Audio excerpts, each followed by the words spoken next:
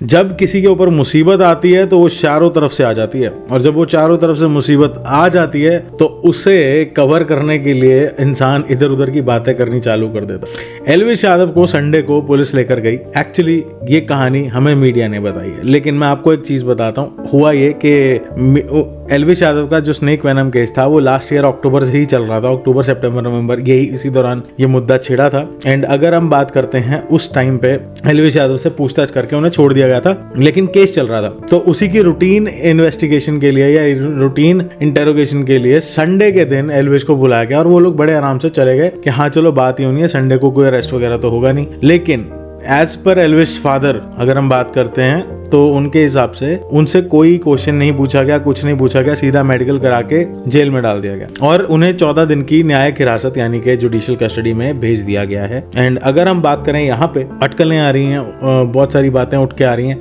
जैसे कि जो जेलर हैं वहाँ पे दीपक शर्मा जी, मतलब he is a body builder also, YouTuber भी हैं, तो उन्होंने भी डाला है कि गुड न्यूज़ आएगी, तो लोगों को लग रहा है कि हाँ वो शायद एल्विश से रिलेटेड आ रही हो। और उसके बाद जो एल्विश के फ्रेंड हैं एक और विनय यादव, उनको भी पुलिस लेकर चली गई है। उसके बाद एक और खबर आ रही है कि कोई टेंट वाला बंदा उठा लिया है, पहले 5 बंदे वो उठा लिए थे जो सपेरे वपेरे थे, तो मतलब ये कुछ ना कुछ चल रहा है। एंड अभी तक इसके ऊपर कोई पुख्ता न्यूज़ नहीं है। एंड लेकिन अब कहते हैं ना बौखला जाना, बौखलाने के हिसाब से अगर मैं बात करूं तो यहाँ पे मुझे कहीं ना कहीं ऐसे लग रहा है कि जो भी लीगल मैटर हैंडल कर रहे हैं एल्विश का, देखो अच्छे हैं, ऑब्वियसली बहुत अच्छे हैं। मेरे ख्याल से उनको उनके पेरेंट्स को रोकना चाहिए कि पब्लिक में आके स्टेटमेंट्स ना दें, क्योंकि पब्लिक में जो वो स्टेटमेंट्स दे रहे हैं उसके बहुत सारे अलग अलग मतलब निकल के आ रहे हैं।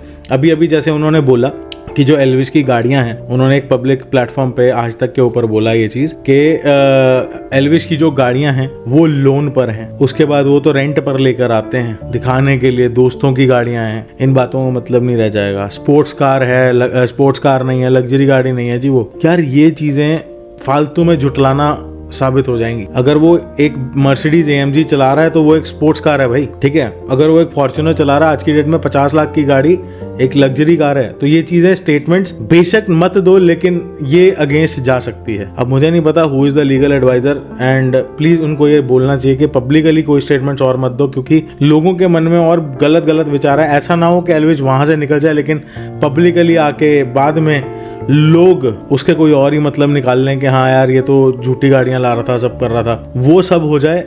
इससे बेटर है हम यही ध्यान रखते हैं कि हम स्टेटमेंट ही मत दें, कोई जो हो रहा है होने दो, मेरे हिसाब से यही है। एंड अगर वैसे भी पब्लिक ट्रायल करने की हमारे मीडिया की पुरानी आदत है, वो जो उन्होंने करना होगा वो कर लेंगे।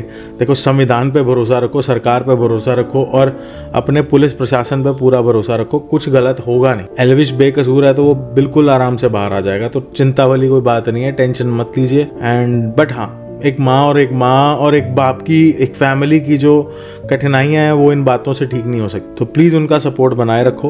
कोई बात नहीं, जब भी जो भी डिसीजन आएगा हमें पता लग ही जाएगा। बट प्लीज मैं यही चाहूंगा कि ऐसा होता है तो पब्लिक स्टेटमेंट्स ऐसी मत दो कि गाड़ी लोन पे है, रेंट पे है, वो मत करो। घर भी रेंट पे है, लोन पे है, वो मत करो। वो चीज वो आप ही के अगेंस्ट जाएगा। मेरे को लग रहा है कि चल के वो ऑडियंस में पब्लिकली एक नेगेटिविटी क्रिएट कर देगा। दैट्स हाउ इट इज, मेरे को यही लगता है। बाकी आपकी मर्जी है, इट्स ऑल ऑन यू। मैं तो सिर्फ यही बोलना चाह रहा था कि ऑडियंस भी प्लीज इस चीज को समझे कि इस टाइम वो बौखला रखे हैं, तो उनकी जो स्टेटमेंट्स आ रही हैं उनको लिटरली लेने की ज्यादा वो है नहीं। बाकी आपकी मर्जी है, आपका मन करे आप जिस तरीके से डील करना चाहो कर सकते हो, बट मैं तो यही बोलूंगा कि ये पब्लिक स्टेटमेंट्स का कोई मतलब नहीं है अभी दिन। That's a personal opinion.